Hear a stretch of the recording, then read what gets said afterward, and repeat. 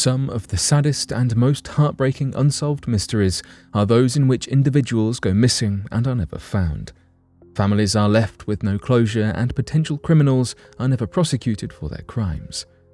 The only option left is for details of the cases to be shared in the hopes that somebody knows something and will come forward, no matter how much time has passed. Because one thing that investigators always rely on is the fact that somebody somewhere always knows something. So today, here at Unexplained Mysteries, we will be looking at 3 cold cases where young women suddenly disappeared without a trace.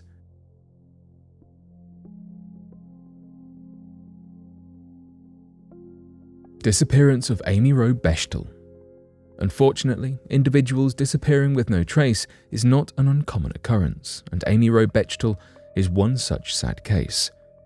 When young, blonde, fit Amy was 24, she married Steve Bechtel, a fellow fitness enthusiast, a seemingly idyllic young couple. After their 1996 marriage, they moved to Lander, Wyoming, so that Steve could pursue his rock climbing passion while Amy could run and teach fitness classes. They had purchased the house that they were planning on moving into, and Amy had a long list of tasks to complete in order to finish the process. On July 4th, 1997, Steve departed for a rock climbing trip with one of his friends, while Amy left to teach a fitness class and complete some of her long list of errands to get the house ready to move into before planning to take a jog on Loop Road in the Shoshone National Forest. When Steve returned after a long day of rock climbing, Amy still had not returned. But he was not immediately concerned, considering her long list of items that she planned to accomplish that day. He visited with his neighbours Todd and Amy Skinner around 8:15, noting that she was not yet back, but not seemingly overtly worried yet. However, at around 11 p.m, when there was still no sign of Amy, he returned to the neighbours and recruited their help as the search for Amy Roe Bechtel began. The Skinners drove through several of the roads that Amy typically took when jogging and located her white Toyota station wagon abandoned on Loop Road at approximately 1 a.m. However, no trace of Amy could be found around the car, even after the search expanded to include over 500 people searching over a 20-mile radius over the course of 8 days before the search unfortunately had to be called off. The only trace of Amy that was ever found were her sunglasses, to-do list, and car keys, which were located inside of her car. It seemed that she likely had her wallet with her, wherever she was. Amy Roe Bechtel was never found, and no other clues led to the resolution of this unsolved mystery, leading to her being declared legally deceased in 2004, 7 years after her disappearance. Her husband Steve was temporarily investigated as a suspect, but he was never charged, although some still believe that he is the one to blame for Amy's death. Investigators searching the home found several journals and poems that Steve had written with violent themes and such. Later, investigators also admitted that his plans for the day included several holes. Additionally, Amy's brother Nell disclosed that he had noticed a strange bruise on her arm several weeks before her disappearance. When he brought it up to her, she claimed that Steve would occasionally get a little rough with her, leading Nell to privately believe that he was abusive. However, Steve was never charged by investigators and personally believes that Amy was either abducted by a stranger as she jogged on Loop Road or was struck by a car, causing the driver to panic and hide the body. However, the cause of her disappearance has never been found, and Amy Roe Bechtel was never seen again.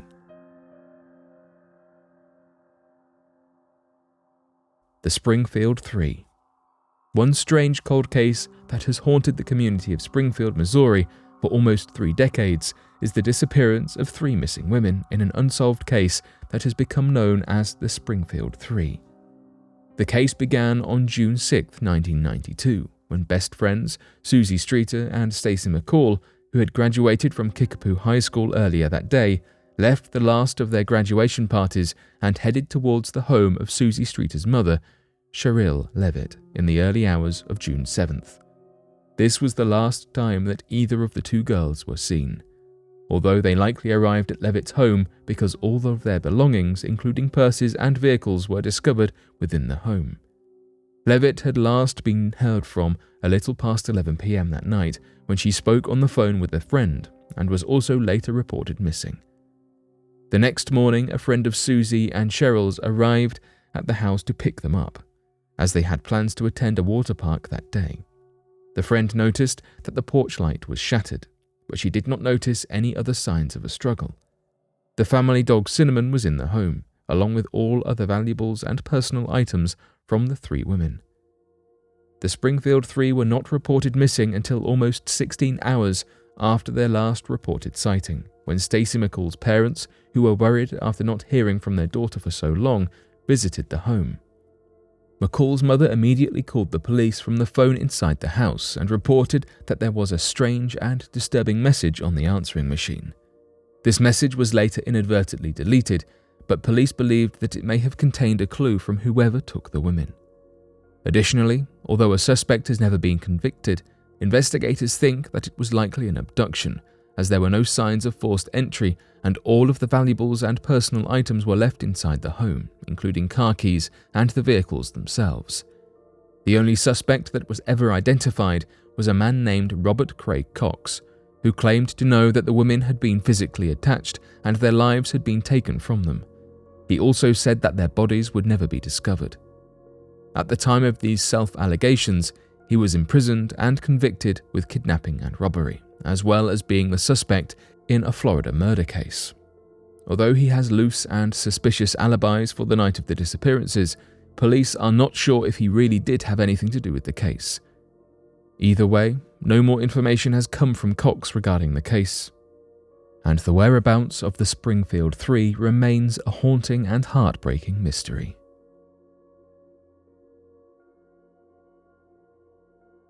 Disappearance of Susan Walsh. Another strange cold case is the disappearance of Susan Walsh, a reporter and dancer in Nutley, New Jersey. She was last seen on July 16, 1996, when she appeared at her estranged husband, Mark's house, and hurriedly dropped off their son, David.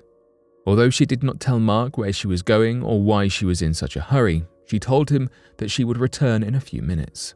However, this was the last Mark ever saw of Susan, and while some authorities believe that she chose to vanish into the seedy subculture of New Jersey, others have found plenty of reasons why harm may have befallen her.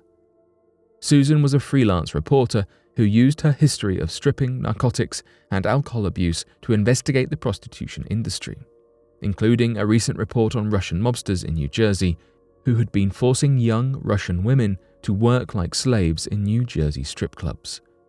The article made waves in the community, but she also received multiple threats for the information that she revealed.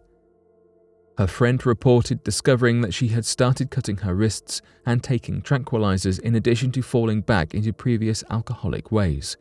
She told another friend that she had bronchitis, emphysema, mood swings, depression, and an ulcer, and frequently had to go to the hospital. In light of this, many thought that she may have simply collapsed as a result of her symptoms, but because her body was never found, police were forced to discount that theory, and instead believe that she chose to disappear. After her disappearance, there were several reported sightings of her, although none were ever verified, and some people hypothesized that she was intentionally hiding as a result of the threats that the Russian mob had leveled against her. An acquaintance of Susan, Melissa Hines, thought she spotted her next to a black car, but when she yelled to Susan, both she and the men who were with her entered the car and sped away. The car was later tracked through its license plate, and the driver admitted that he might have been with Susan that day, but could not be sure. Although the police believe she intentionally left, she left behind all of her belongings, money, and medication, and her friends and family claim that she would never have left without her son. Estranged husband Mark, although not an official suspect in the case, is considered by some to have something to do with her disappearance. He refused forensic testing on their apartment and claimed that she used a payphone near their building right before disappearing, but there were no outgoing calls from that payphone. However, police have not named Mark as a suspect. No further trace of Susan has been found, and no more clues as to her disappearance have come to light, leaving her case cold and unsolved to this day.